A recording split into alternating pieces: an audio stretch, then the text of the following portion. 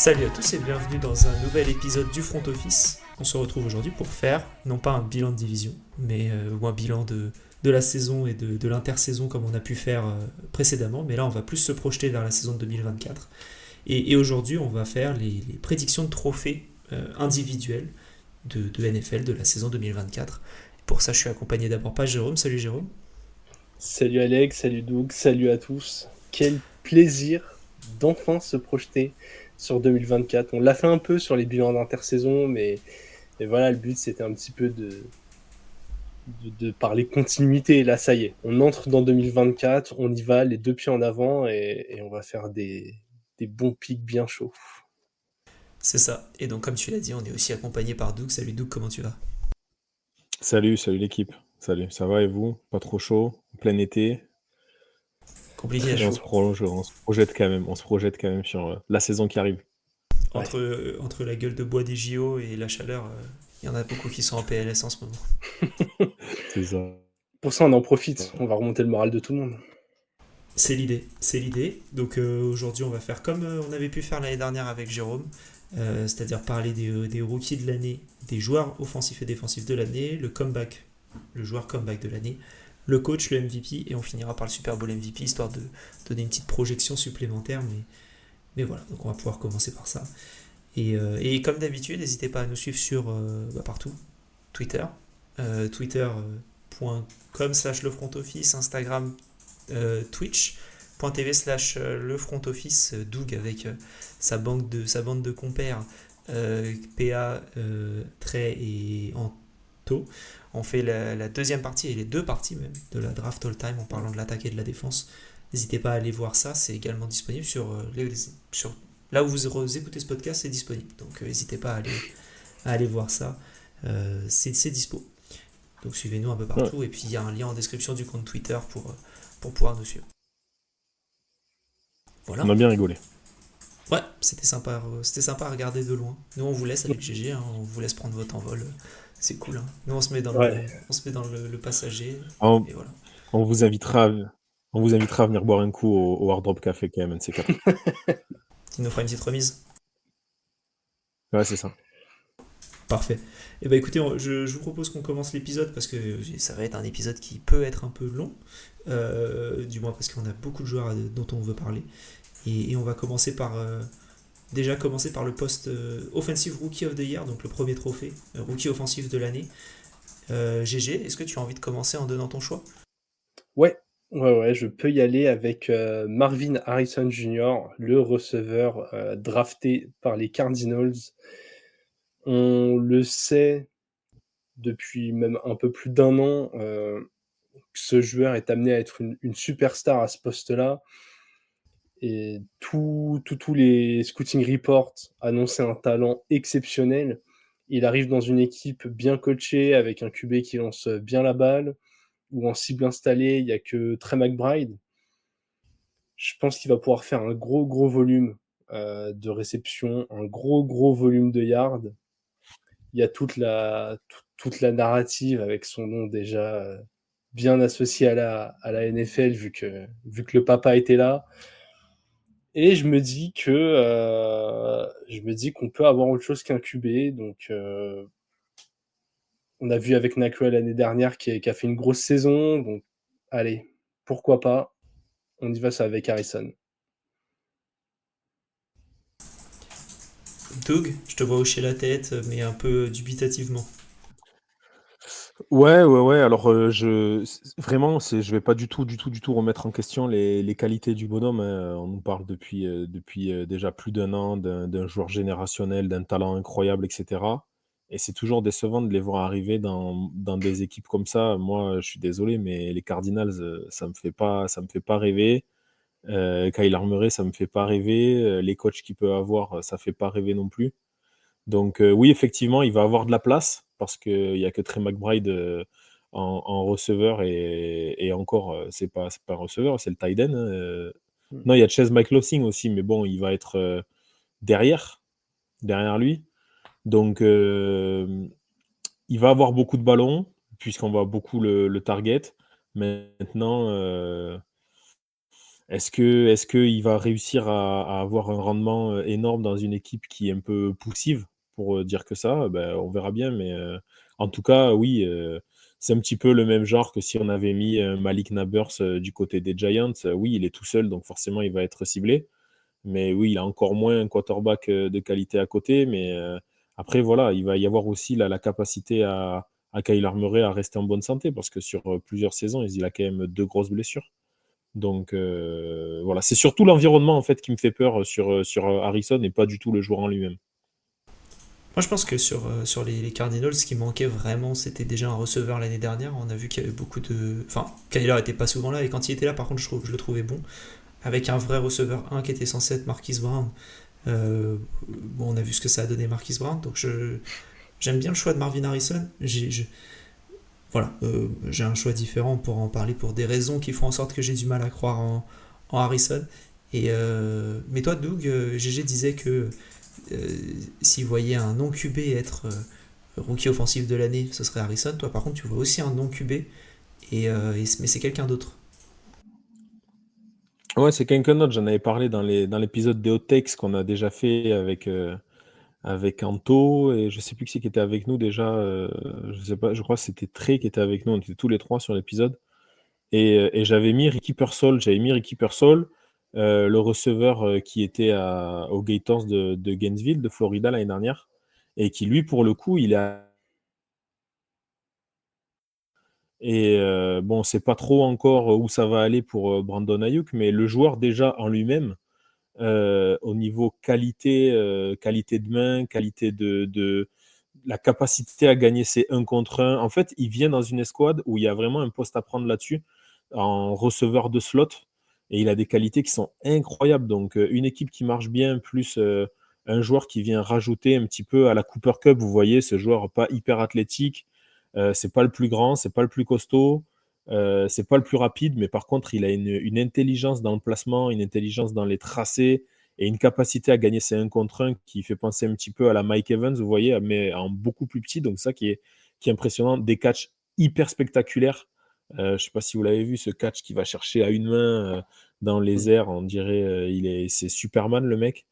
Donc, entre la capacité à faire des catchs spectaculaires, à être dans une équipe qui tourne bien, et en plus à avoir une place qui est pour le moment laissée vacante, on va dire, eh ben, c'est c'est ça qui me fait dire que Ricky Pearsall peut être le rookie offensive of the year. Voilà.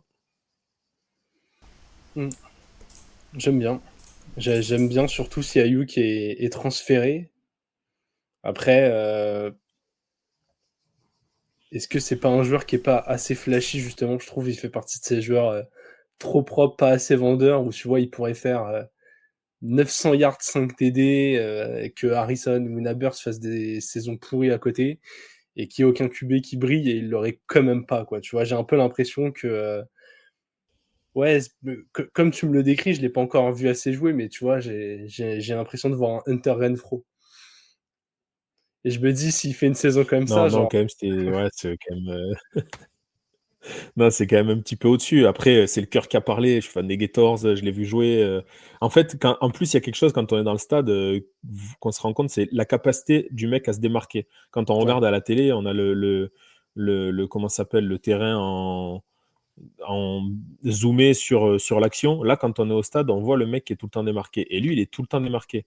Et avec un QB qui a une lecture et une analyse aussi rapide et bonne, je trouve, que Brock Purdy, Mm. ça peut faire des étincelles, et surtout dans le système avec Al Shanahan qui a surpris un petit peu tout le monde en le prenant, mais s'il l'a pris, c'est qu'il a quelque chose derrière la tête, quoi. Ouais, Ouais. le transfert d'Ayuk, il s'est dit, tiens, il va peut-être y avoir une place de plus. Bah, c'est C'est ça, et puis en possible, c'est plus, possible. si Ayuk, visiblement, enfin, tous les jours il y a une nouvelle différente, mais je pense qu'il sera tradé s'il est tradé Mm. peut-être pendant la saison.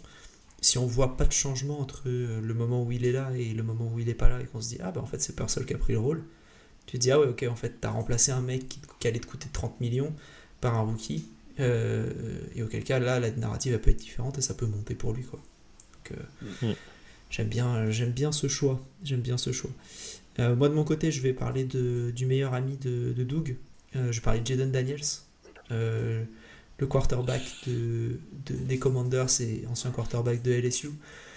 Pourquoi je parle de lui? Parce qu'en pré-saison, de ce que j'en ai vu et de ce que j'en entends, c'est très très très bon. Alors effectivement, c'est la pré-saison, donc faut pas non plus s'enflammer énormément. Mais je pense qu'il a toutes les qualités pour, et il est dans un système qui peut l'aider, avec des armes qui vont l'aider. Dodson, on l'a pas vu beaucoup, mais je pense que c'est très bon. McLaurin, c'est très bon. Eckler, c'est très bon. Il y a toujours Brian Robinson aussi. Il est double menace. Quand tu comptes le nombre de touchdowns à la fin d'une saison, parce que les analystes, c'est comme ça qu'ils font, ils regardent les stats pour évaluer le joueur.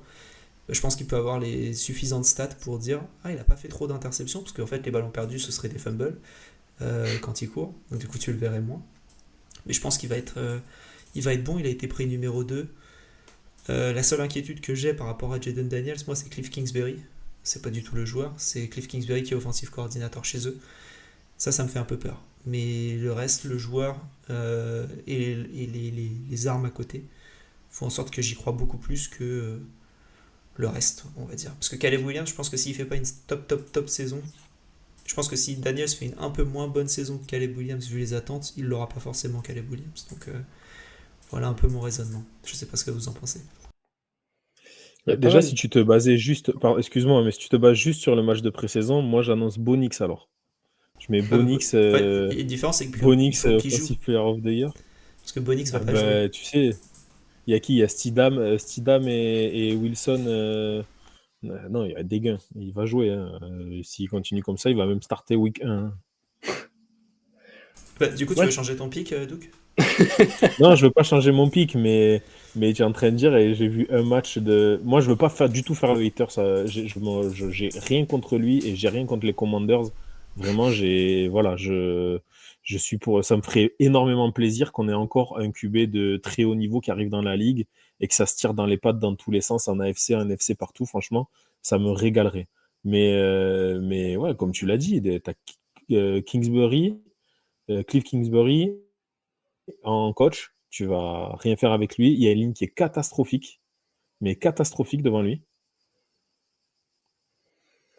après, Euh, après les lignes catastrophiques et Kingsbury, ça n'a pas empêché Kyler Murray de faire des stats. Et comme le disait Alex, on va pas trop regarder est-ce qu'il gagne beaucoup, parce que de toute façon, les Commanders étaient nuls à chier l'année dernière.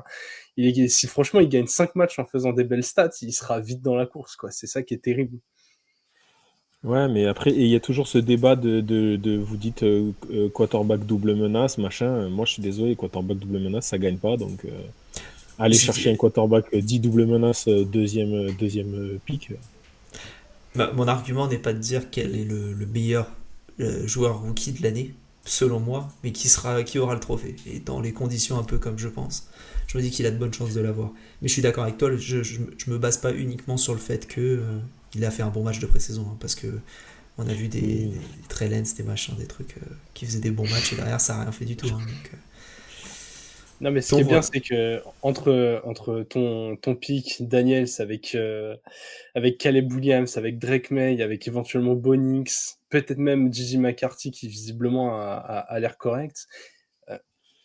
On a une QV qui est assez sympa, mais qui peut bien diluer les voix. Donc voilà, quand Harrison fera 1100 yards et 10 TD, pourra reparler de tout ça.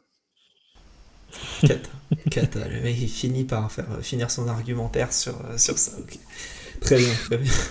Je vous propose de passer de l'autre côté du terrain et de passer au niveau des rookies. Mais défensif cette fois-ci. Doug, je vais te laisser commencer si ça te va. Qui tu Eh vois ben être. ouais, allez, j'y vais. Je suis toujours du côté de la Floride en NCAA, mais cette fois Florida State, et j'ai choisi Jared Verse, le edge en rookie défensif de l'année. Euh, je le vois vraiment comme un joueur hyper puissant, très punchy, très bonne main. Il va chercher beaucoup le quarterback. Il fait vraiment le boulot qu'on lui demande, et il a fait vraiment une saison incroyable du côté de Florida State. Donc, le voir en plus dans une équipe qui va sûrement pas pas trop mal tourner. Ouais, non, j'ai hâte de le voir sur le terrain. Euh, On va voir ce que ça va donner. Ouais, Jared Verse, il arrive dans je trouve une bonne situation, même s'il y a eu, comment dire, 200 coachs qui sont partis du côté des Rams, ils sont tous partis aux Falcons. Mais du coup, ils vont reconstruire la défense avec Donald qui est parti en retraite la saison précédente encore et tous les différents Mm. changements. Je pense que ouais, Verse, il peut se prendre une bonne place assez rapidement dans un nouveau coaching staff. Mais en fait, ils ont remplacé Donald, on l'a vu quand on a fait l'épisode ensemble, ils ont remplacé Donald par Verse et son comparse de Florida State sur la ligne en DT. Et du coup, ça va. Bon, de toute façon, Donald est toujours en double, voire triple couverture parce qu'il était vraiment injouable. Mais ça va libérer des espaces pour Verse aussi, d'être venu renforcer et le côté no-tackle et prendre un edge en plus dans une équipe qui en a besoin. Et puis en plus, voilà, ils ont Sean McVay en coach, il sait toujours très, très, très, très bien utiliser les joueurs. Donc voilà, il peut vraiment être dans la course pour ce rookie defensive of the year, quoi. GG, tu parler de ton joueur? Ouais, j'ai mis Cooper DeJean, le cornerback des Eagles. Mon raisonnement est hyper simple. On n'a pas d'énormes noms défensifs qui ont été draftés. Il n'y avait pas un clair numéro 1 côté de la défense, annoncé comme Mm. une star qui allait tout écraser. Et je me suis dit qu'il y a une chance de faire un peu des stats. Et en fait, les Eagles, c'est une équipe qui, voilà, même si je les trouve plus faibles que l'année dernière, ils seront souvent devant au score, donc les équipes vont lancer contre eux. Sur les postes de cornerback, euh, il est très jeune, ça s'est bien renouvelé, mais lui, il a l'air d'avoir pas mal de talent.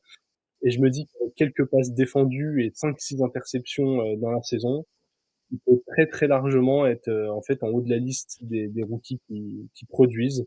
Donc voilà, ça a été un peu par élimination et pure logique un peu de ce qui peut se passer sur le terrain. Ouais, j'aime bien. Moi, je voulais mettre Cooper DeJean au début et après, je me suis dit, je sais pas combien de matchs il va jouer. Quand on Ouais. avait fait l'épisode avec Victor, avec Doug, avec Victor Roulier, sur les Eagles, il disait ouais, DeJean c'est bien, Mitchell c'est bien, mais je sais pas qui va démarrer. Et ça, Mm. du coup, ça m'a un peu inquiété sur mettre un de ces joueurs-là. Sinon, ça aurait été un de mes choix, je pense. Et voilà. Du coup, moi, je suis parti sur Dallas Turner, qui a été pris au pick 17, il me semble, par les Vikings. Euh, Deux ou troisième joueur défensif tombé. Je crois que c'était le deuxième. Après, là, il y a tout là tout. Euh, il va être dans une défense où il va y avoir besoin de playmaker Mm. et, il va être beaucoup sur le terrain. Et je pense pareil, encore une fois, je cherche les situations et les joueurs. Il était considéré comme un des meilleurs joueurs défensifs de la draft. Quand tu tombes en deux, enfin deuxième joueur défensif, en général, tu es un des meilleurs, mais lui pour le coup était même considéré peut-être comme le meilleur par beaucoup de monde. Et je me dis dans une situation comme les Vikings qui voilà, il va être sur le terrain, va falloir faire des sacs. Il va jouer contre des équipes qui vont dominer les Vikings et qui vont beaucoup courir en deuxième partie. Et je me dis, il y a peut-être moyen de faire beaucoup, beaucoup de tacles en tant que. Et encore une fois, hein, beaucoup de stats dans mon raisonnement, puisque j'ai pas vu jouer les joueurs en college. Donc voilà mon raisonnement un peu simpliste. Beaucoup de fois sur le terrain, beaucoup de courses, donc il va falloir tacler beaucoup. Il suffit qu'il provoque 2-3 fumbles, c'est pas mal. Hein. Ouais, voilà, c'est ça. Hein. On sait jamais. On sait jamais. Non, Et mais puis ce qui pour le coup, est. lui, il vient direct. Ouais, Non, vas-y, excuse-moi, Doug. il vient vraiment remplacer numériquement Daniel Hunter. Voilà, il vient, il Ouais. prend la place est déjà là, le système défensif est déjà en place exactement, il a juste à s'insérer là-dedans.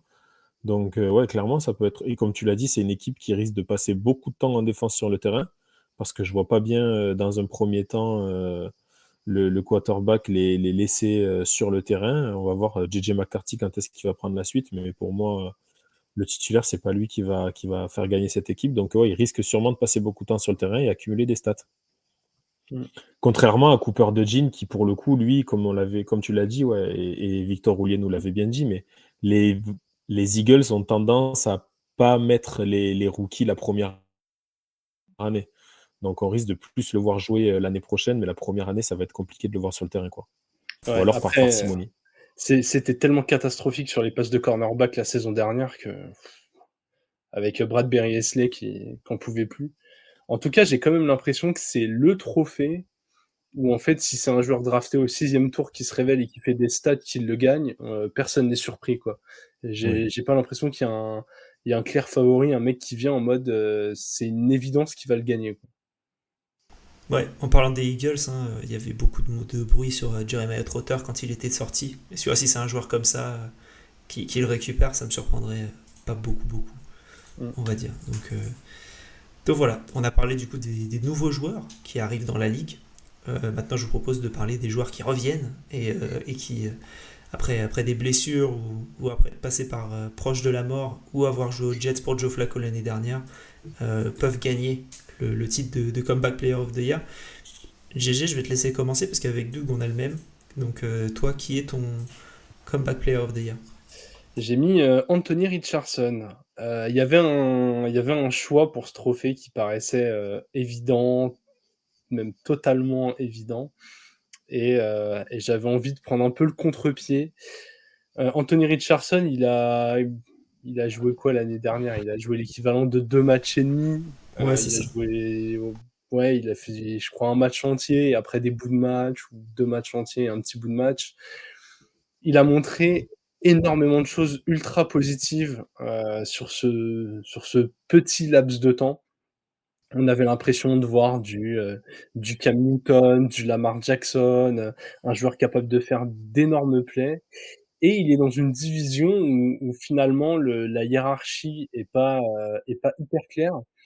Donc s'il fait une grosse saison avec les Colts et qu'il arrive à permettre aux Colts de gagner la division, je me dis, pourquoi pas? Voilà, si tu as les Colts avec une saison en 10 victoires, un Anthony Richardson qui perd pas trop de ballons et qui en plus de ça, score autant dans les airs qu'au sol, il y a moyen qu'il puisse le gagner. J'aime bien le choix. J'aime bien le choix. C'est avec Rodgers, parce que voilà, on va parler de Rodgers après avec Doug. C'est, je pense, Ouais. il faudrait vraiment qu'il fasse une saison cata pour pas l'avoir. Après, on se disait la même chose de Damar Hamlin l'année dernière et il l'a pas eu parce qu'il y a un joueur qui a fait un meilleur retour. Mmh. Parce qu'il y a un Richardson, joueur qui c'est est joueur pareil. de football. Ouais, Ouais. voilà, ça aide. Ça aide. C'est ce qu'on avait dit l'année dernière, pour être comeback player, faut quand même faire un comeback, quoi. À Faut un moment, comebacker. Faut quand même voilà, player, quoi. faut mettre le pied sur le terrain un jour.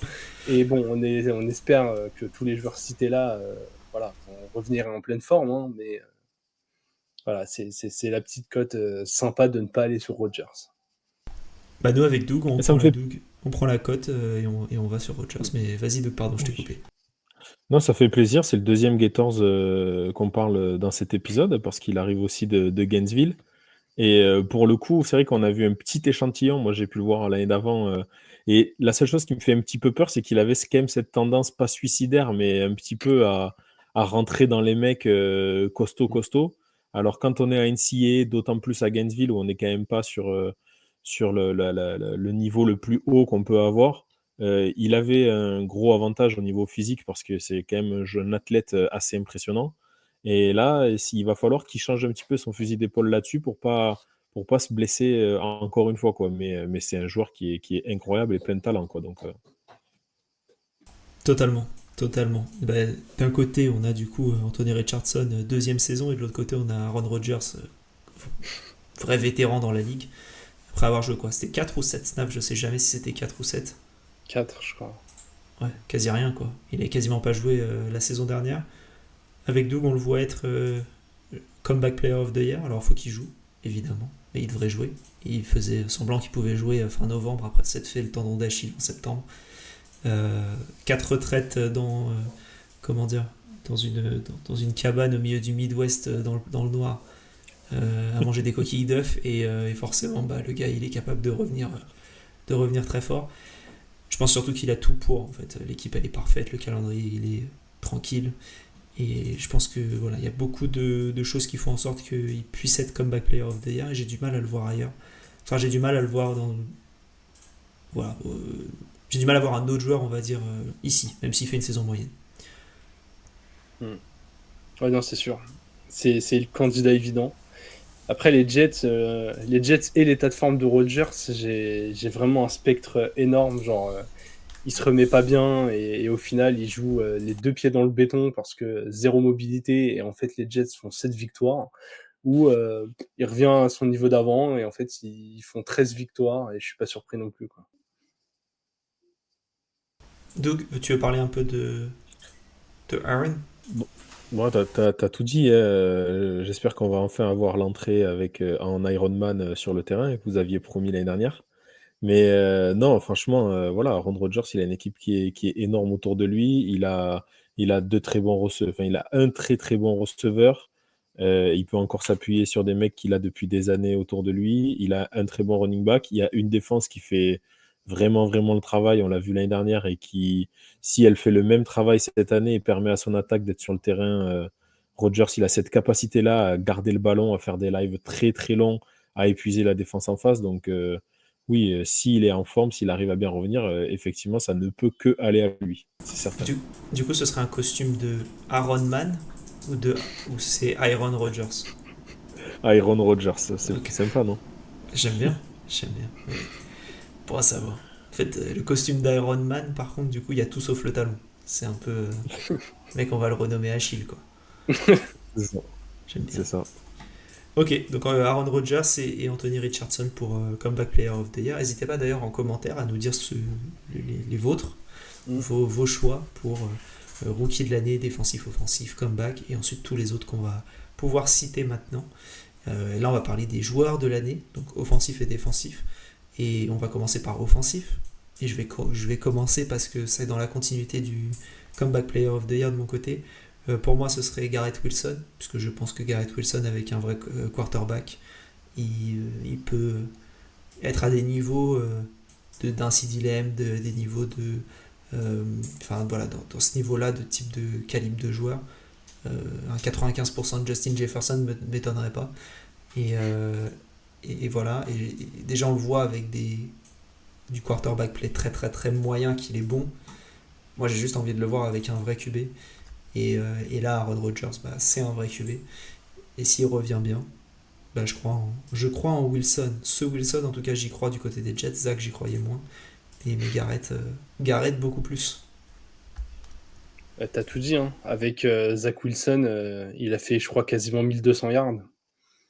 Une fois que t'as dit ça, bon, normalement, si Aaron Rodgers est sur ses 2 talons, il peut claquer la barre des 1005, 1007, 1008. En fait, on n'en sait rien.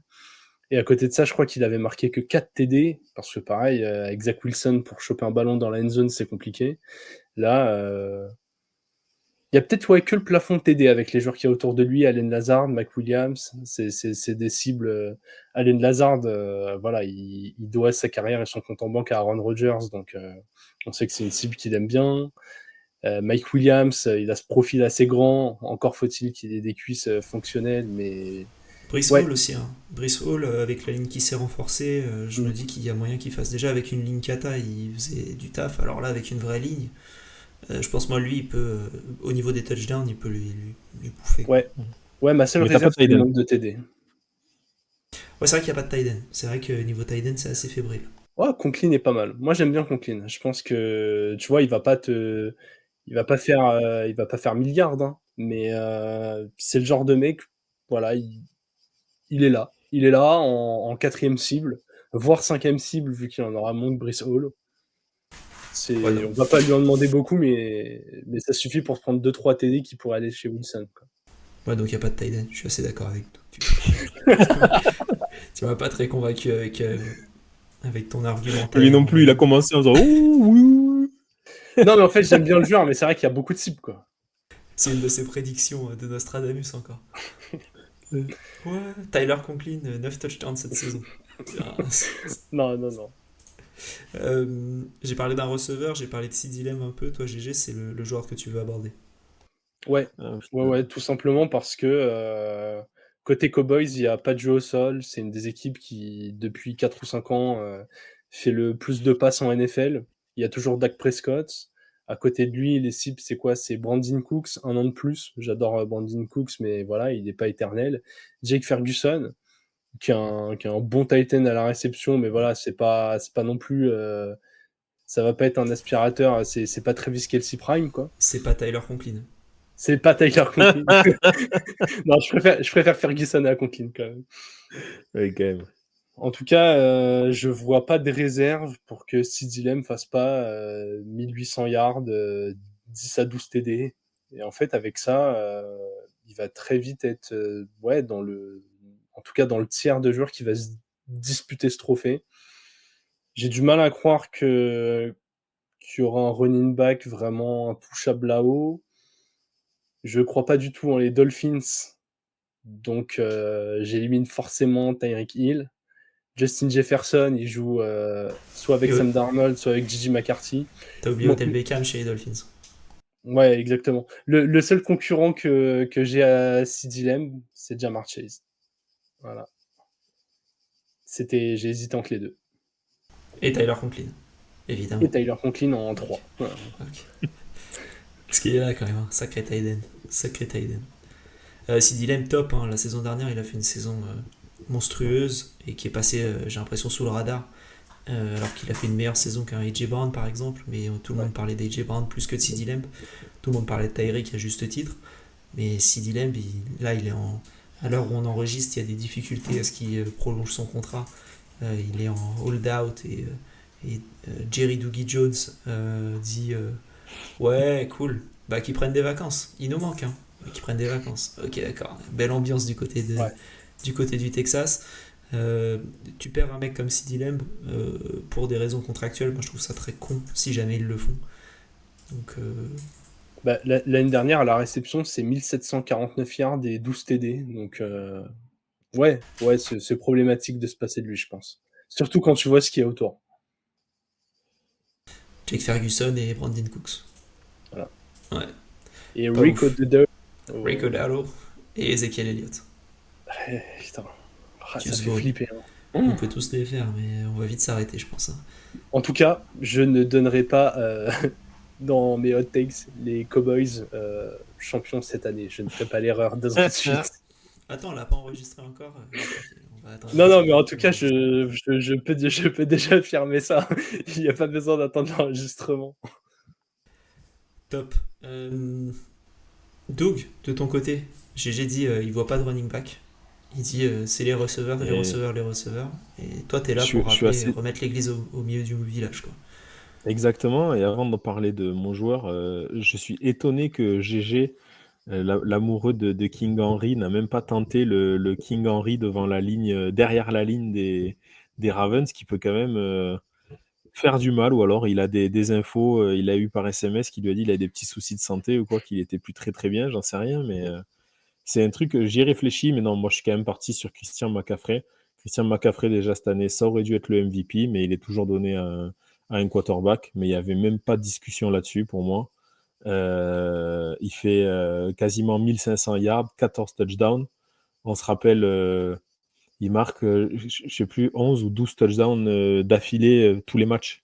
Donc il était à un match de faire péter un record où chaque semaine, il y avait un commentateur différent d'une chaîne différente. Il disait « Ah mais non, en 1500 et quelques, il y a déjà quelqu'un qui a fait 12 matchs d'affilée avec au moins un touchdown. » Donc ça a été repoussé plusieurs fois, mais Christian McCaffrey, dans le système Shanahan, c'est vraiment l'arme ultime, quoi. Il est utilisé en sortie de backfield, il est utilisé en running back, il est utilisé de partout, à la course, à la passe, partout. Et comme je vois les Niners encore meilleurs cette année que la saison précédente, avec enfin l'envie d'aller chercher ce Super Bowl qui leur manque, je vois Christian McCaffrey encore se faire chipper le titre d'MVP tout court, mais il aura la consolation encore avec la mondialette, quoi, avec le deuxième trophée. Et voilà, quoi, il aura le Offensive Player of the Year.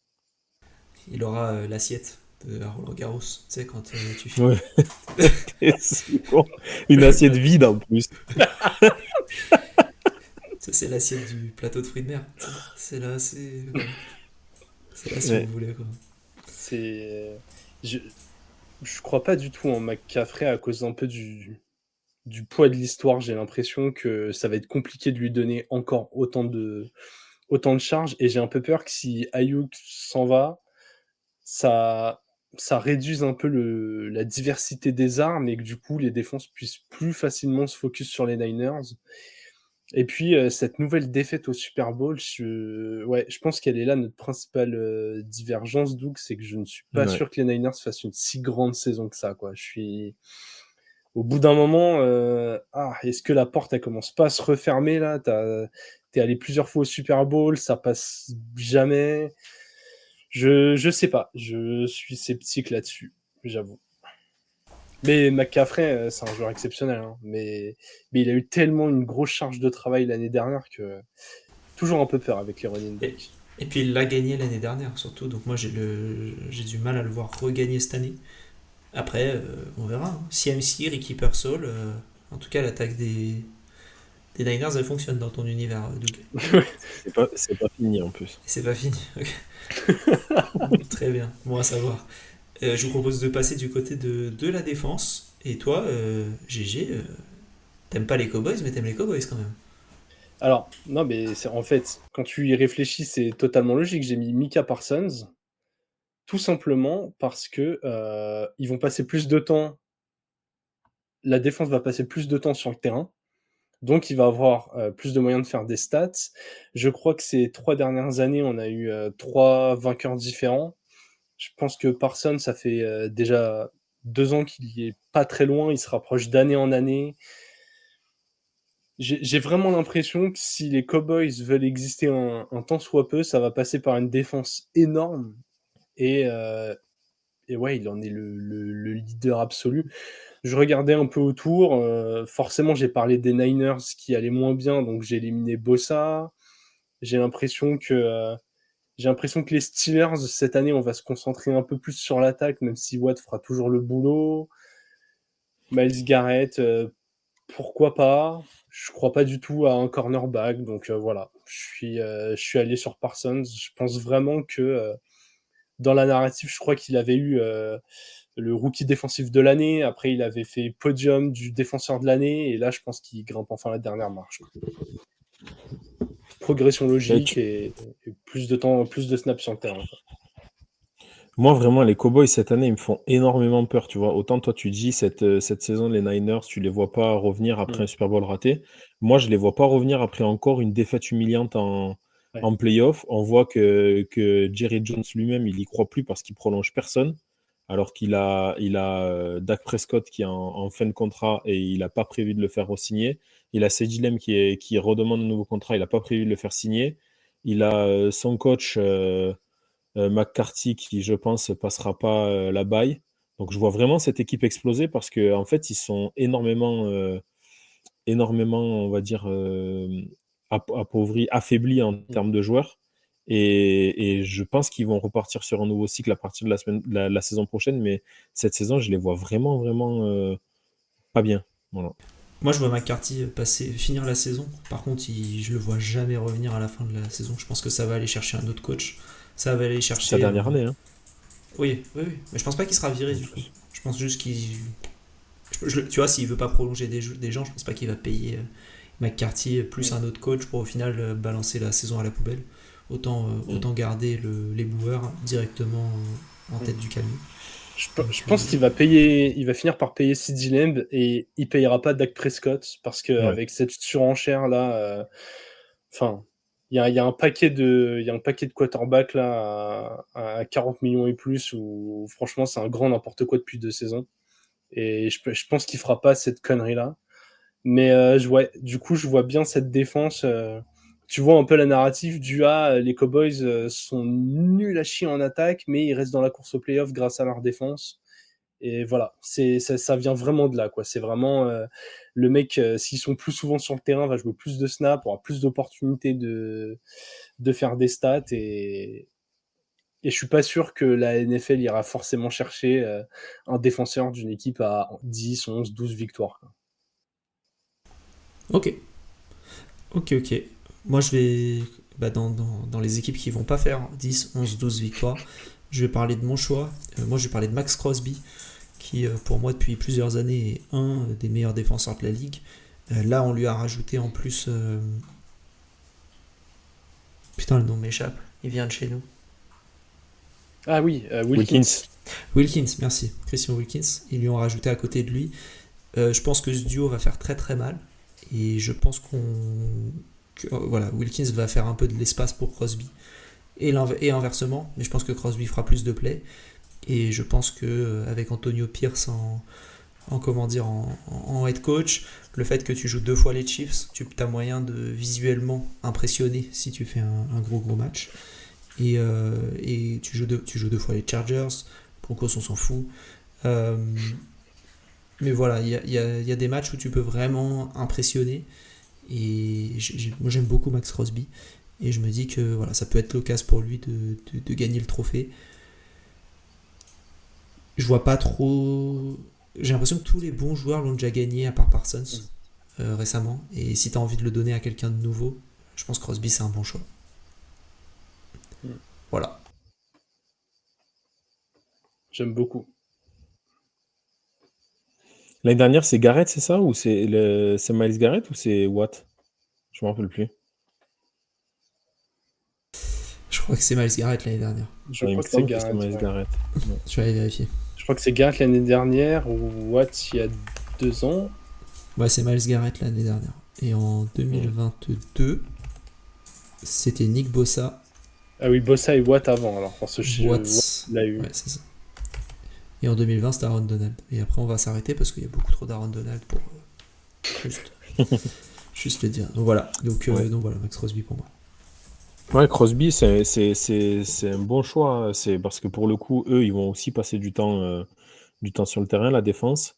Et il était déjà très, très, très efficace au niveau des stats les saisons précédentes, alors qu'il était vraiment tout seul dans une défense très compliquée. Et là, rajouter Wilkins à côté, effectivement, ça va monopoliser de la ligne offensive adverse. Donc, il y a moyen qu'il soit encore plus performant. Donc, c'est malin. C'est malin. C'est malin, mais j'ai pas choisi ça. Eh ben, dis-nous qui t'a choisi alors. Si t'es si malin. C'est malin, mais c'est malin, mais moi je suis parti sur TJ Watt parce que TJ Watt l'année dernière c'est 19 sacs alors qu'il rate une partie de la saison en étant blessé. Que pour moi c'est le joueur vraiment le plus dominant en défense depuis 2 ans, même quand personne était au top. Pour moi, il a un apport encore plus important que ce que peut avoir un autre défenseur. Et s'il fait une saison complète, et je pense qu'il n'y a pas de raison qu'il ne fasse pas une saison complète, il va écraser au niveau des stats. Et en plus, lui, pour le coup, il y a une vraie différence de quand il est sur le terrain et quand il n'est pas sur le terrain pour son équipe. Alors que les Steelers, ils ont quand même une grosse défense de manière générale. Mais quand il est là, c'est encore plus impressionnant. Donc l'impression visuelle et le rendu visuel est vraiment un ton au-dessus. Donc je le vois aller chercher de nouveau ce trophée après 2 années de disette de son côté. Et rajouter encore un Watt dans la liste, quoi. Ouais. Ce qui me fait un peu flipper pour Watt, c'est presque les progrès de l'attaque des Steelers. Je me dis que c'est avec Russell Wilson ou Justin Fields, ça tourne pas mal. Ils seront peut-être un peu plus sur le terrain, les équipes d'en face vont vouloir lancer vite. Il aura peut-être un poil moins d'opportunités de faire des stats. Et ouais, il a quand même de temps en temps des petits bobos. Ouais, l'attaque des Steelers, je te rappelle, le receveur 2, c'est Van Jefferson. Hein. Pour l'instant. Mais une fois qu'ils auront tradé pour Brandon Ayuk. Et le 1, Ouais. c'est Pickens. Ouais, mais Pickens, je le trouve vraiment excellent pour le coup. J'ai l'impression qu'on l'a juste vu avec Kenny Pickett, Mason Rudolph et c'est à peu près tout. Hein. Enfin, c'est ce niveau de QB qu'on a eu avec lui. Donc puis même leur jeu au sol est sympa, ils ont renforcé un peu la ligne. Je les vois assez forts les Steelers cette année en fait. Et du coup, j'ai un peu... Ouais. Quand on avait fait l'épisode avec Romain de Steelers France et de la distillerie, on avait regardé le calendrier. La première partie de saison va être en trompe-l'œil par rapport à la deuxième partie. La première partie est très simple, la deuxième partie est un enfer. Donc, c'est une boucherie. Je sais pas si tu vois un peu, Jérôme, la deuxième partie de saison des Steelers.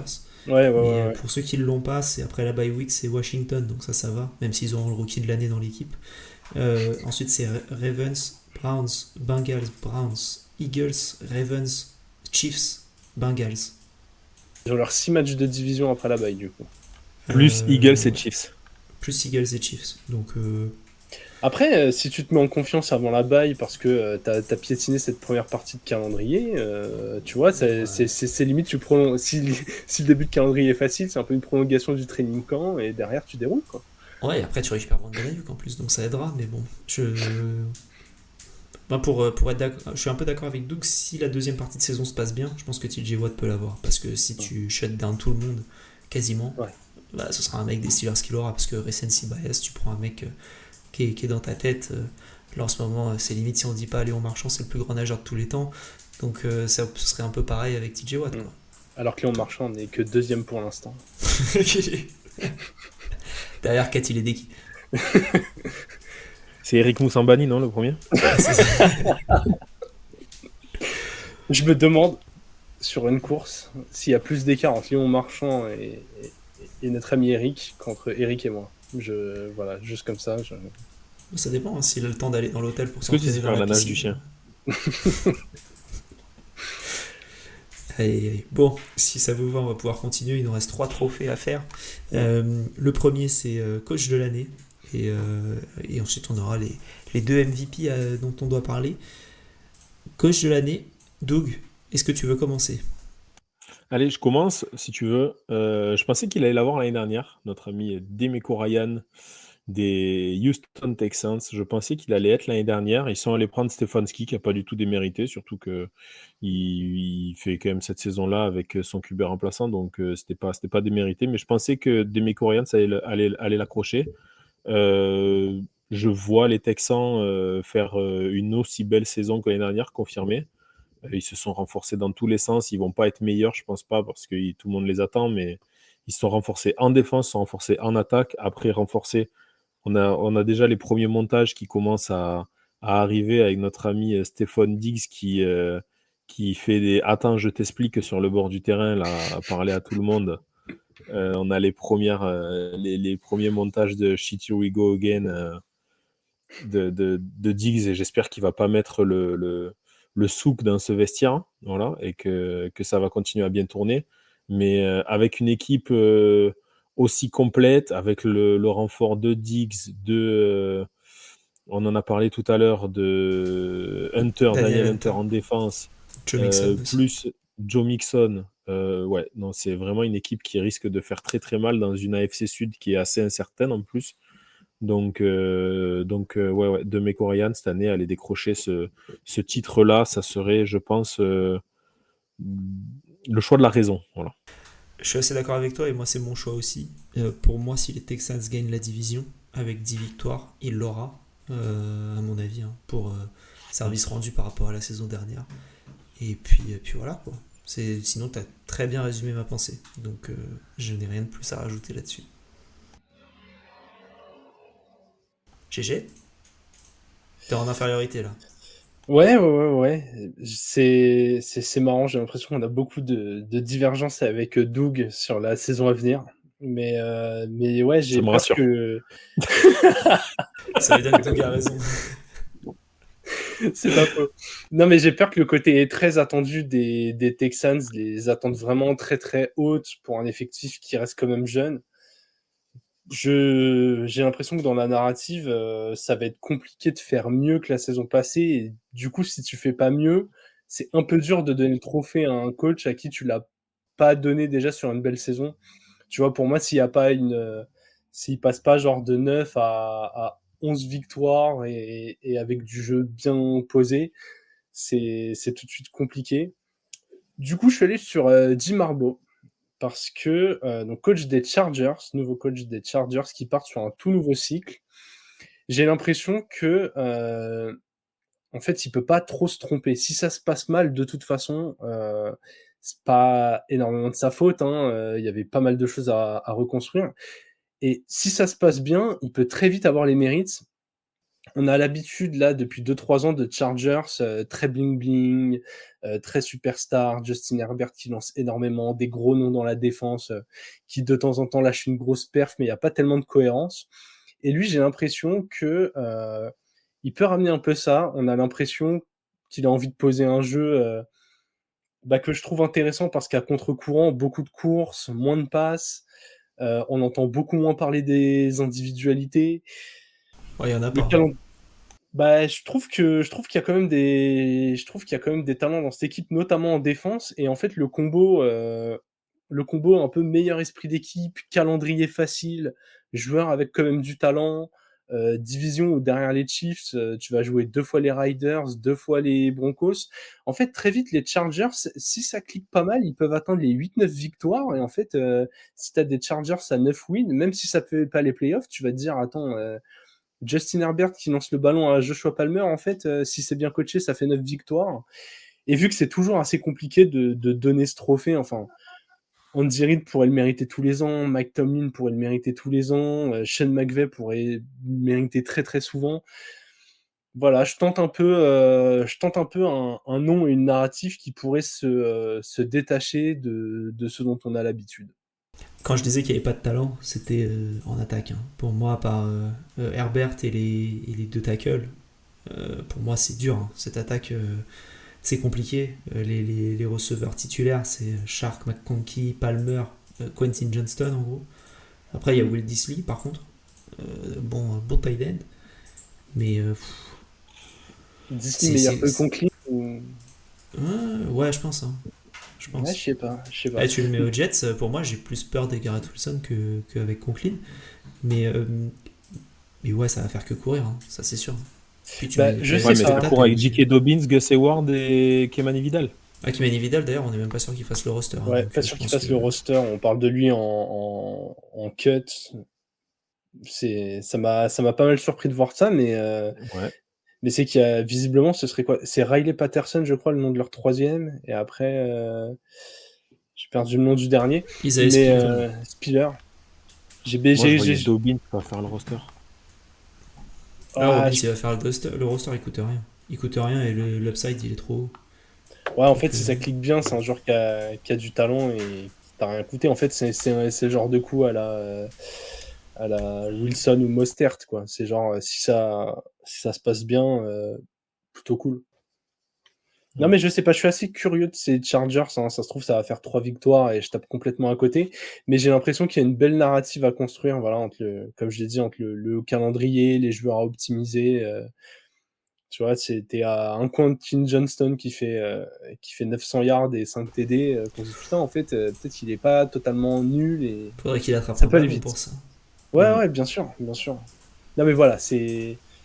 Là, c'était vraiment un choix porté par le storytelling et la narrative plus que par la pure logique. Sinon, je te dirais Mike Tomlin, quoi, comme j'ai presque envie de le dire tous les ans. Mais... Ok, du coup, Ouais, en il peut disant avoir ça, le comeback coach of the year, quoi. On va inventer des nouveaux trophées. ça me va, hein. Ça j'aime bien. Tu Le parlais mec, de, tu parlais de storytelling, Jérôme. ouais, Tu veux parler de ton storytelling pour toi MVP? en fait, c'est si je ne l'ai pas mis en comeback player of the year tout à l'heure, Monsieur Aaron Rodgers, c'est parce que je l'ai mis en MVP. Je ne le vois pas avoir les deux, et je pense qu'au choix, il préfère le trophée de MVP. En fait, les Jets sont dans une division avec des Bills qui, selon moi, se sont affaiblis, avec des Dolphins qui, selon moi, vont bien s'écraser comme il faut, et avec des Pats qui, s'ils sont pleins de promesses, partent d'encore trop loin. Le calendrier est pas hyper simple, mais ça ne m'étonne pas si les Jets font 12 victoires. Et si les Jets font 12 victoires avec un Aaron Rodgers de retour et aussi propre qu'on le connaît, ça met dans des bonnes conditions Garrett Wilson dont on a déjà parlé. Il a des receveurs qu'il connaît très bien comme Allen Lazard ou des profils qu'il aime bien. La O-line s'est énormément renforcée. Je pense vraiment qu'il peut jouer dans un fauteuil, nous faire une saison comme il sait si bien les faire, où il envoie entre 30 et 40 TD et où il perd moins de 7 ballons. Et en fait, s'il fait ça et que les Jets ont 12 victoires, 13 victoires, il va être hyper dur à aller chercher. Hyper dur.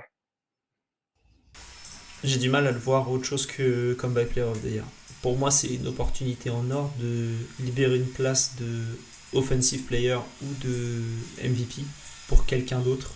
Si jamais t'as genre 2, 3, 4, 5 joueurs qui sont bons, dont Rodgers, je pense qu'il sera comeback player et qu'il sera pas autre chose. C'est le seul truc qui me fait en sorte où j'ai du mal à le voir MVP.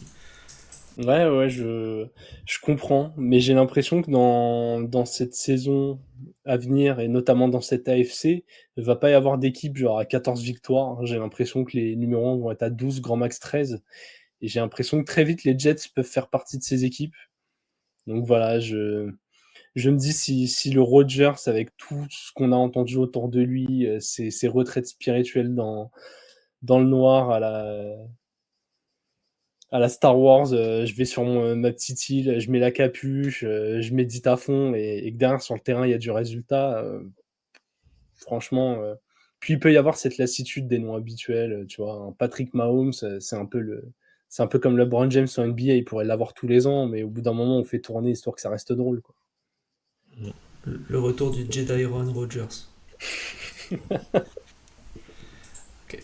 Doug, est-ce que tu as envie de parler de ton joueur ou d'Aaron Rodgers? Bah, Aaron Rodgers, moi, ça m'étonnerait pas s'il l'était parce qu'on sait de quoi il est capable, hein. Je l'aime d'amour, Aaron. Franchement, il est incroyable quand on le voyait. Moi, c'est un des premiers joueurs qui m'a vraiment fait kiffer le football américain. La première fois que je l'ai vu jouer, j'ai dit, ah ouais, c'est ça, en fait. Si tu gardes le ballon tout le long, il n'y a pas de faute, il y a jamais de risque. Enfin, ce qui est dingue, c'est qu'il y a une capacité à prendre des risques, mais pas en prendre. Enfin, c'est assez ambivalent comme raisonnement, mais donc ouais, ça serait pas étonnant qu'il le soit. Maintenant, je vais même quand on a fait notre draft all-time au niveau des quarterbacks, on a discuté ensuite en off et je disais si cette année Rodgers il va chercher un Super Bowl, il sera pas loin d'être dans les all-time aussi, hein, parce que il aura été 4 fois MVP, il aura gagné 2 Super Bowls.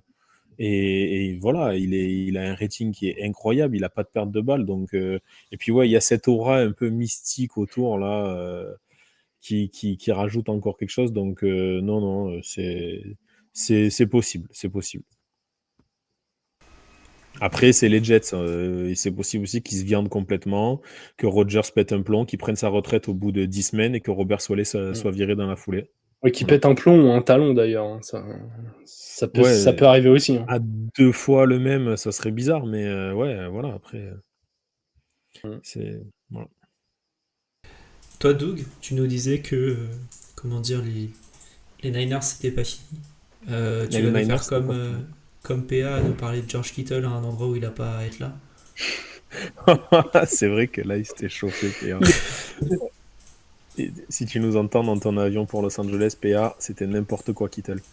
Euh, non, non, ben non, je vais pas vous parler de Kittle. Moi, je vais vous parler de Brock Purdy. Parce que si Brock Purdy il avait été pris premier tour l'année où il est choisi, aujourd'hui, il aurait déjà été dans la course pour parler du MVP depuis longtemps. Il est tellement sous-coté quand on regarde ses stats. 4280 yards l'année dernière, 31 touchdowns, 11 interceptions. Tu vois, un joueur pareil, qui fait pas d'erreur, qui joue dans la poche, il va pas te traverser le terrain avec le ballon, etc. Mais ben, quand il joue, il amène son équipe en playoff dans une saison où tu te retrouves à la fin à devoir aller accrocher les matchs, ben, il va les chercher. Il se pète en playoff, ce qui les empêche d'aller plus loin. L'année dernière, il arrive jusqu'au Super Bowl. Et c'est ça. Allez, il a une saison et demie dans les pattes et il est déjà tellement, tellement performant en stats, en tout. Et, euh, et on peut te dire, oui, mais c'est le système Shanahan qui fait que, etc. Ouais, sauf que le système Shanahan, avant, il n'était pas aussi performant quand il y avait Garoppolo, il n'était pas aussi performant avec d'autres joueurs. Donc oui, ils sont allés au Super Bowl aussi, mais ça tournait pas comme ça. Je les trouvais pas aussi dominants. Je te vois faire la moue, GG, pour ceux qui nous écoutent en podcast, pour ça je réponds directement. Mais ils étaient pas aussi dominants. Pour moi, la grosse différence d'un Purdy avec un autre, c'est qu'il n'y a pas d'erreur. Et, et on le sait, ben, c'est ce qui fait la différence à la fin. Moi, je pense que, pour te répondre là-dessus, la vraie différence entre l'époque Garoppolo et l'époque Purdy, c'est CMC. Tu mets CMC à l'époque Garoppolo, peut-être qu'ils font le Super Bowl et qu'ils le perdent, mais moi je suis désolé, Brock Purdy, j'ai l'impression que c'est un mec qu'on a mis dans un avion déjà préprogrammé. Le gars, il s'assoit à la place du pilote, ok, il est là, mais en fait, il a rien à faire. L'avion, il avance tout seul. Alors, il est peut-être talentueux, ça se trouve, dans une équipe moins forte, on verrait qu'il est bon.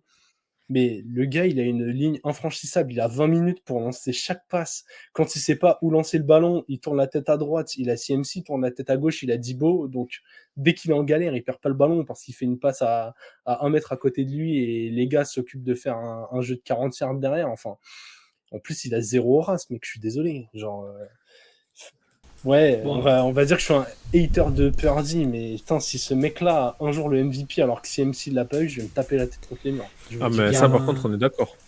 on est Bah, d'accord. pour Et il y moi, a un quand t'es truc pas le où- meilleur joueur de ton équipe, genre, c'est trop compliqué d'avoir la MVP. Si un joueur des Niners qui doit l'avoir, donne-le à CMC, donne-le à Kyle Juszczyk, donne-le à qui tu veux, mais donne-le pas Il, à Purdy, quoi. il le donne qu'au QB. Donc tu mets Ouais, le ça, je suis QB de d'accord. l'équipe qui doit l'avoir. GG, tu parlais du fauteuil. C'est vrai la saison dernière, il était 5e en termes de passing yard, mais il était 16e en termes de air yard.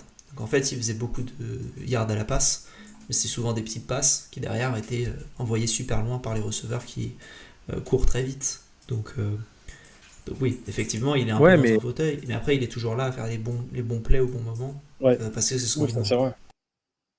si les mecs ils sont capables derrière de faire beaucoup de yards after catch, c'est aussi parce que il l'a donné à la personne qui était seule et qui avait devant elle un boulevard. Les mecs ils gagnent pas des 1 contre 1, ils roulent pas sur tout le monde non plus à sauter par-dessus, etc. C'est que la décision qu'il a à prendre à chaque fois, c'est toujours pareil. Le quarterback, Mm. quand il a le ballon entre les mains, il a 1 seconde à 3 secondes pour prendre la meilleure décision et il a 5 ou 6 options. Ben, Purdy, il la donne toujours à la meilleure option. Yes. J'ai l'impression que Purdy, il a pas de mauvaises options. Il lève la tête, Ouais, il a Ayuk en 1 contre 1 dans le fond du terrain. Il tourne la tête à droite, il y a 2 gars qui attendent CMC, il voit Kittle en 1 contre 1, il fait bon, bah écoute, George, il va mettre le ouais. défenseur sur son épaule et c'est parti, quoi. Il a le troisième meilleur tight end de l'histoire avec George Kittle. Ah, t'es sur son dos. Clairement, j'étais choqué. Enfin bref. Ok pour Purdy. Moi, je vais parler du deuxième meilleur QB de tous les temps, euh, en Patrick Mahomes. Il y a un moment, Manning, il l'a eu 5 fois, Mahomes, il l'a eu que 2 là. Il y a un moment, il faut lui donner un peu plus. C'est bon. On va arrêter les bêtises. C'est les années un peu. Je comprends qu'il faut donner à d'autres joueurs parce que c'est chiant, on l'a vu dans le soccer, quand t'as tout le temps les mêmes qui le gagnent à la fin. Ok, d'accord, c'était qui le troisième meilleur de cette époque? Là, c'est bien d'avoir un peu d'autres joueurs et tu sais direct. Mais vas-y, stop. Stop. Faut le donner un peu à Mahomes et on voit que c'est le meilleur. J'espère juste que s'il fait le meilleur bilan de la ligue, il l'aura. Et je pense qu'il y a moyen que ça se passe comme ça. Donc voilà, en plus au niveau des receveurs, ça risque d'être compliqué, à part Kelsey cette année, encore une fois. Donc s'ils arrivent à avancer bien comme il faut avec au niveau de l'attaque, je pense qu'il peut le mériter à ce niveau-là. Ouais, c'est marrant ce que tu dis sur Kelsey, j'ai l'impression que c'est tout l'inverse. J'ai l'impression qu'il va réussir à nourrir des receveurs qui ne sont pas Kelsey, quoi. Qui? Rice, s'il n'est pas suspendu, à Il voir. va l'être, je pense. Ouais, mais tu vois, si le temps d'enquête, ça lui fait jouer toute la saison régulière, tu vois, ça se trouve, il sera suspendu en 2025-26, quoi. Worthy, à voir ce que ça peut donner. Et même T'as Marquise Brown. Marquise Brown, ouais. Tu vois, en fait, j'ai l'impression que là, pour une fois, il y a une room où si les mecs sont pas tous réguliers, il a du talent. Même Pacheco, en fait, qui peut le faire avancer. Ils ont pas mal utilisé ce type de jeu là où il fait une petite passe latérale légèrement vers l'avant, spécialité Tom Brady pour avoir de la petite stat en plus, mais où ça avance bien. Non, là, franchement, moi, j'ai presque plus peur qu'en fait, on voit moins Kelsey et que ce soit ça qui puisse l'impacter.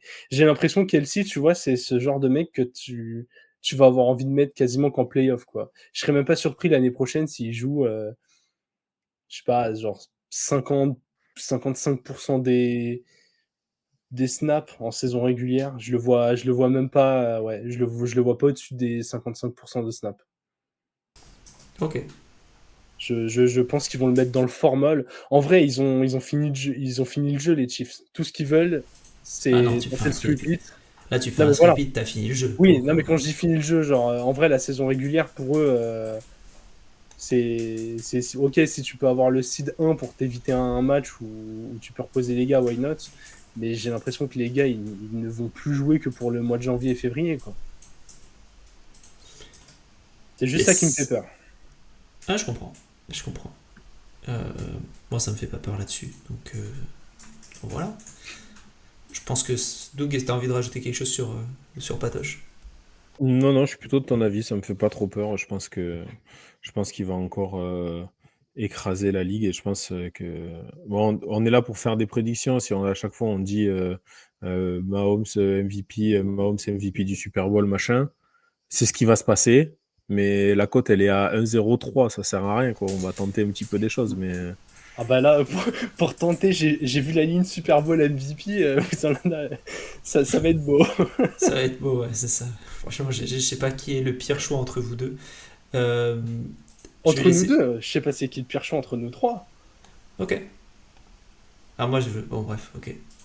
Eh ben, allons-y. Parlons du Super Bowl MVP.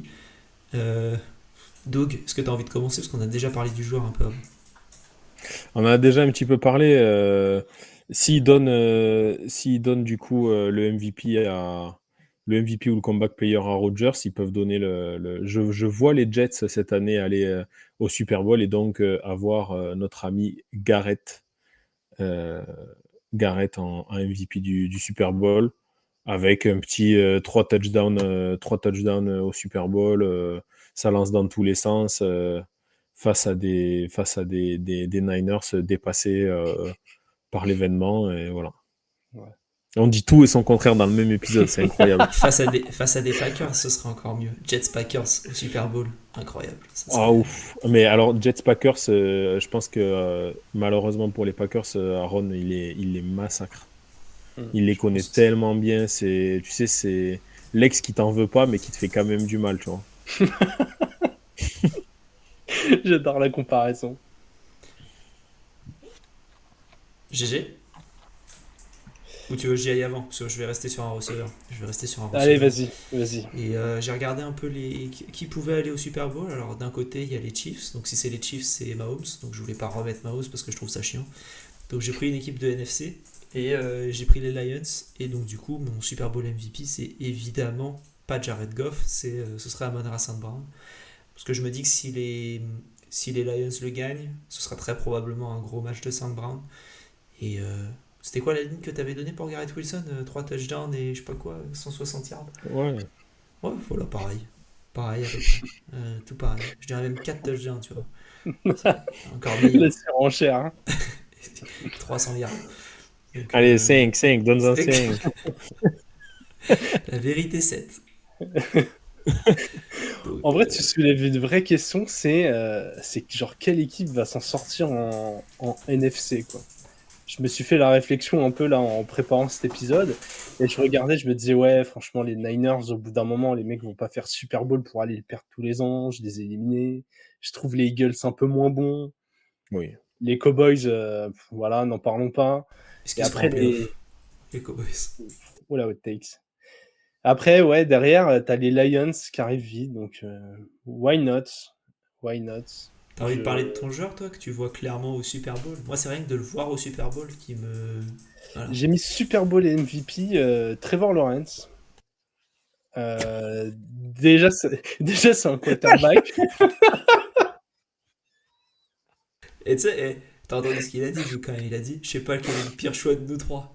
Nous, on a mis un chouïa réaliste, tu vois. Et Attends. lui, il met les Je, Jaguars je, au Super Bowl. je On pense que parle les pas. Jags ont à peu près autant de chances que les Jets d'aller au Super Bowl pour une seule raison, ils sont dans une division faible. Là où les Jets sont pas sûrs de gagner leur division, je les vois la gagner, mais si les Bills la gagnent parce que grosse défense et que Coleman c'est un vrai alpha receveur, on n'est pas choqué. Tu te retrouves avec des Jets en 7 qui jouent, je sais pas, les Chiefs en 2, ils sautent direct, tu vois. Là où si les Jags gagnent leur division, déjà ils ont le seed 4. Derrière, il faut un bon enchaînement de 3 matchs. J'ai l'impression que cette attaque est de mieux en mieux. Elle commence à trouver des automatismes. L'année dernière, Trevor Lawrence, il a joué quand même pas mal blessé. Moi, je pense que c'est un joueur qui a du talent. Je pense que c'est un joueur qui a ça en lui. On l'avait vu notamment sur la première fois où il était allé en playoff, où j'avais trouvé ça quand même intéressant dans le leadership. Il a un vrai jeu au sol. Il a une ligne offensive qui est vachement meilleure qu'avant. Il a des belles cibles. Il a une défense qui a énormément progressé. Moi, je suis assez surpris quand je vois la défense. Et en fait, je me dis, si tu es sur une bonne dynamique de fin de saison, que tu gagnes ta div, que tu vois, tu finis troisième, tu joues du coup le 6, 2, 7, 3, 6, ouais. Tu joues le 6, peu importe qui c'est en théorie une équipe qui est un peu moins dangereuse que toi. derrière, sur un concours de circonstances, voilà, il te reste 2 matchs à gagner, quoi. En NFL, ça peut aller vite.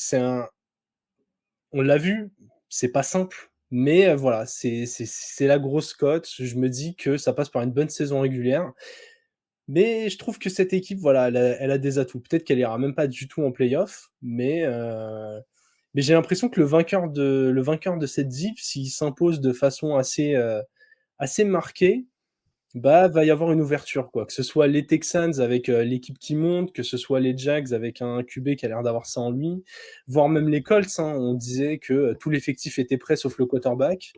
Je peux parler des Titans, j'y crois un peu moins. Mais ouais, ouais, ouais, je pense que encore une fois, c'est dans l'optique où on enlève les Chiefs. Je trouve que derrière les Chiefs en AFC, c'est hyper ouvert. Si tu me dis les Jets y vont, je te dis OK. Tu me dis les Jags, Tout sauf les tu me dis les Dolphins. Steelers.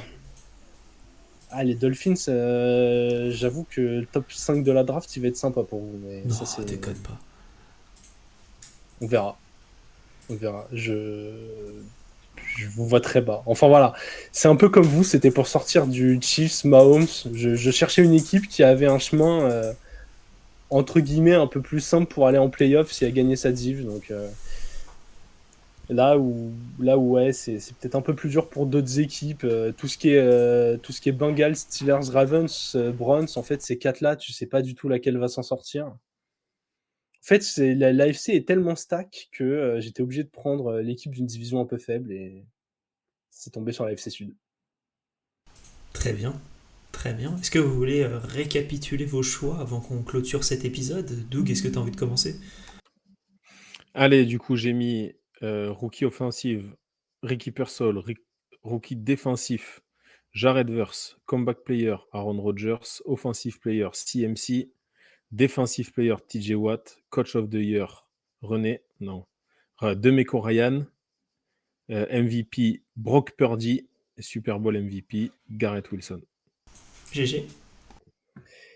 J'ai en rookie offensif Marvin Harrison, rookie défensif Cooper DeJean, en comeback player Anthony Richardson, CeeDee Lamb en offensive player, Micah Parsons en defensive player, Jim Harbaugh en coach de l'année, Aaron Rodgers en MVP et Trevor Lawrence en Super Bowl MVP. Pour moi, Celui-là, il est incroyable. Franchement. Pour moi, j'ai Jaden Daniels en rookie offensif, Dallas Turner en rookie défensif, Aaron Rodgers en joueur comeback, Garrett Wilson en joueur offensif, Max Crosby en joueur défensif, Demeco Ryans également en coach de l'année, Patrick Mahomes en MVP et Amon-Ra St. Brown en Super Bowl MVP. Voilà pour nos choix, n'hésitez pas à nous donner les vôtres en commentaire. Donc rookie offensif, défensif, comeback, offensif, défensif player, coach MVP et Super Bowl MVP. Et comme ça, on pourra voir qui avait raison. Voilà. Si jamais on a Trevor Lawrence Super Bowl MVP, GG, franchement, t'achètes un maillot, je pense, collectivement avec Doug. Je pense que collectivement, on peut l'envoyer voir un match à Jacksonville, même on prend pas tant de risques que ça, tu vois. Ouais, à Londres, sinon, c'est même plus cher. Ouais. C'est vrai que maintenant, ils jouent à Londres à domicile, les mecs. Ouais, c'est ça. En fait, tu nous as mis le joueur du match de la finale de FA Cup. Exactement. Ouais, c'est ça. Ok. C'est plus clair là d'un coup, tu vois. Non, mais après, on aurait pu faire le truc un peu tout simple, mettre Caleb Williams en attaque, n'importe qui en rookie défensif parce qu'on n'en sait rien, Aaron Rodgers, CMC, enfin, genre on aurait pu sortir tous les noms les plus donnés par tout le monde, mais fallait tenter de se mouiller un peu, quoi. Et bah c'est ce qu'on a fait, c'est ce qu'on a essayé de faire et on espère que du coup cet épisode vous a plu.